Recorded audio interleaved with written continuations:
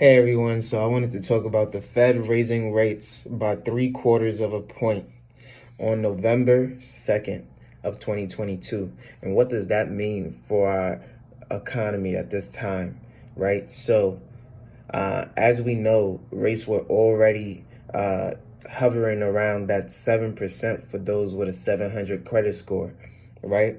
Um, and now with it being 3/4 of a point higher, and the Fed rate being 4%, that is just going to increase the mortgage the mortgage rates that we will see in early the early parts of next week and going forward. And some banks have already factored in a baked in cost for where they saw the Fed rates going, right? So with that being said, people who are looking to get a home or purchase a home in this market may not be able to purchase a home that was in their price range prior to now, which may have been 400, 500,000. Now that price is reduced to 380, 450,000 or something like that, right? And so as these interest rates go up, your buying power decreases, what you're able to afford decreases, and therefore you may not be able to move into those neighborhoods that you wanted to move in. You may need to settle for a less desirable neighborhood, or even a neighborhood that is not as good, right? And a neighborhood that's not that good may have properties that crash even further, right? Because the value of that, the demand for that will not be there, right?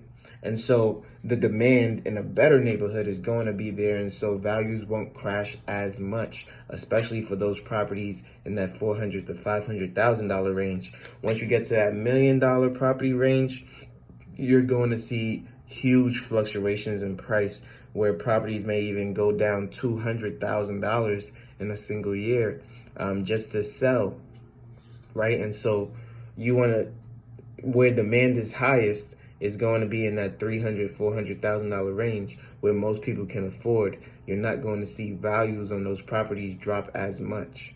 But where demand is low is going to be in those $100,000, $200,000 homes, and in those $1 million homes where you'll see the demand drop significantly because there's not too many buyers for such that amount of money, and then there's not too many buyers.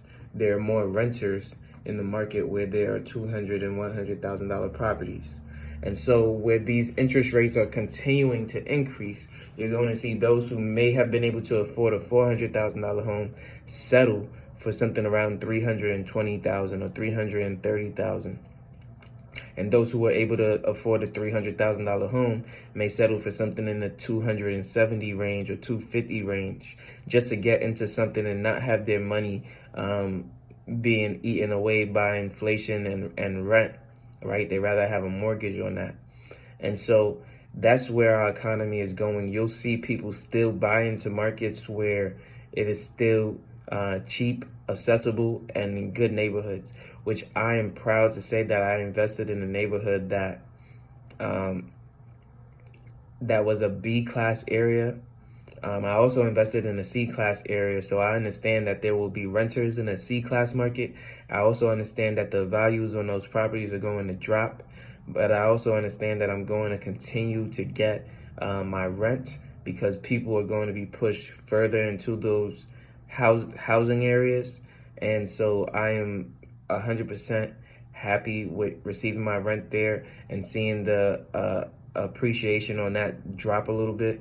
But in the B class market that I purchased, I see the demand going up for those homes because they're in that $250,000 range. They're now selling for like 340, 350, which is insane. It's like the property values have already gone up 100,000 since I purchased it last year. And it's because those $400,000 homes that people were once scrambling for are now not as good as what they can get in my market for 270 or 300, right? So now they're getting the homes in my area for 350, and they're like, yeah, this is a deal. Whereas before, these homes just a few months ago were going for 200, 215, 225. So it's unbelievable that the selling point for these homes are going up even higher during these higher interest rate periods. So I can only imagine once interest rates go to like 5 or 4%, that these homes will probably be worth $400,000 easily, right? So right now they're seeing a bargain deal in my area because, again, it's a good area. It's still up and coming in terms of, you know, things that are happening. They're having this solar initiative, this green initiative. Energy costs is going down. Nice schools in the area, a lot of shopping malls close to an airport. And so, of course, we understood that the value was always going to increase, but it took 10 years for it to double before. And now it is almost doubled just in a span of a few months because of interest rates going up, which is almost unheard of. You hear all this news about housing prices crashing, this and that, or whatever. But a lot of people are trying to really just use fear to have clicks on their channel. Whereas you see rents were increasing for several months and several years by drastic numbers. Just last year, rents were increasing by 15%. And we know that people's wages and earnings weren't increasing by 15%. So if rents drop 7% and people have owned for at least 2 years, they still have increased their rents by at least 8% in the last year. You understand? So when people talk about rents dropping, like, what are you really saying in that regard? And then I also see that rents will definitely go up in the next 2 years. Why is that? People are demanding higher paying jobs because people are just quiet quitting, not working, staying unemployed, right? 33% of our workforce is not working. 33%. There are plenty of jobs available. And you know what's going to happen? Prices are going to increase on goods, especially in the restaurant industry, and people are going to get back to work when they are paid a fair and livable wage, right? And so when that happens, you're going to have more people out there renting until they can buy, right? And then the market will adjust in terms of the interest rates so that more people can afford homes, right? Because prices can only drop so much on these houses before they say, this is my asset and I will not sell it for less than X, Y, and Z. And when the rates adjust to match what that market is, then people will start to buy again in smaller numbers than they did before. But eventually, of course, they will understand that these are the rates, this is where I should buy, and they will start to buy. Right? I personally would like to see 4.5%, but if I saw a 5% or even 5.5%, I would be still ready to invest in that market. So those are just my thoughts on the rate increase and what is going to happen in this market. You're going to see some drops here and there, but overall, right, if you bought where there is still demand, and if you bought in a place where you see lots of people flocking to, lots of job opportunity, lots of job growth, lots of initiatives, whether it be government backed or anything of the sort, you know that you're in a good position to continue to have a home that appreciates or investment that appreciates in value over the long term. Over here, we are investing for the future and not for the now. And so we understand that our investments are going to continue to grow for us in all that we do. We're not thinking about right now. We're not thinking about tomorrow. We're thinking about 5, 10, 15 years from now and what that investment is going to do for us.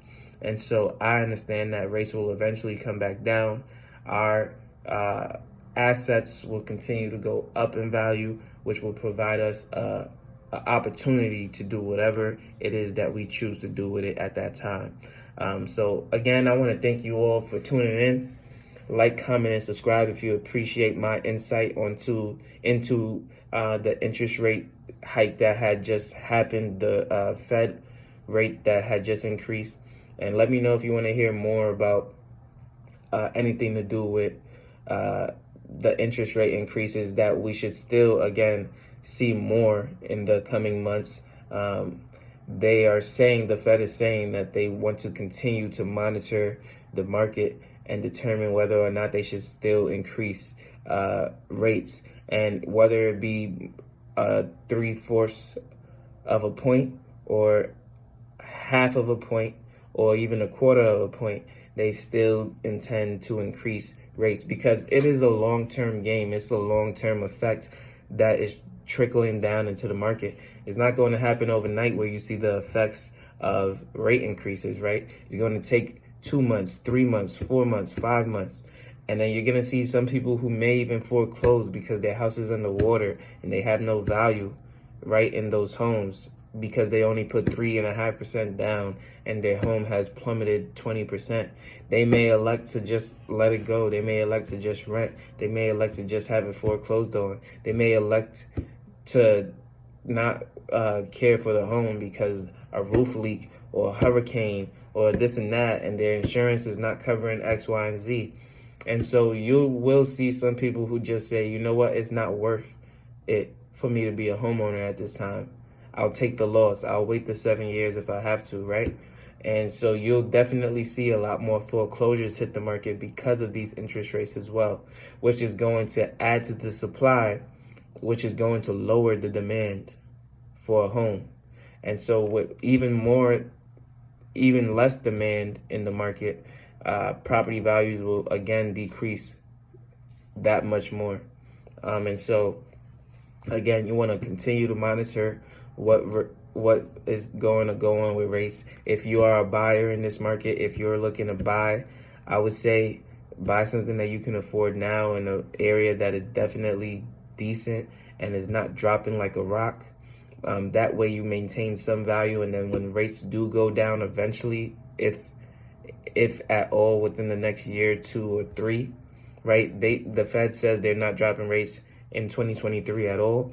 So again, you want to be able to weather that storm. You want to be able to hold your position, and you want to be able to capitalize when it is time to capitalize, which may be 2 years or 3 years from now. And so with that being said, again, you need to do what's best for you and your family, crunch those numbers, ensure that you've got the best deal for your situation, and then make it happen. All right. If you want more information, more clarity on any of the topics that I have covered within this video, please let me know. Like, comment, subscribe, leave a message down below. I'll be sure to address it. Thank you, and I'll see you on the next one.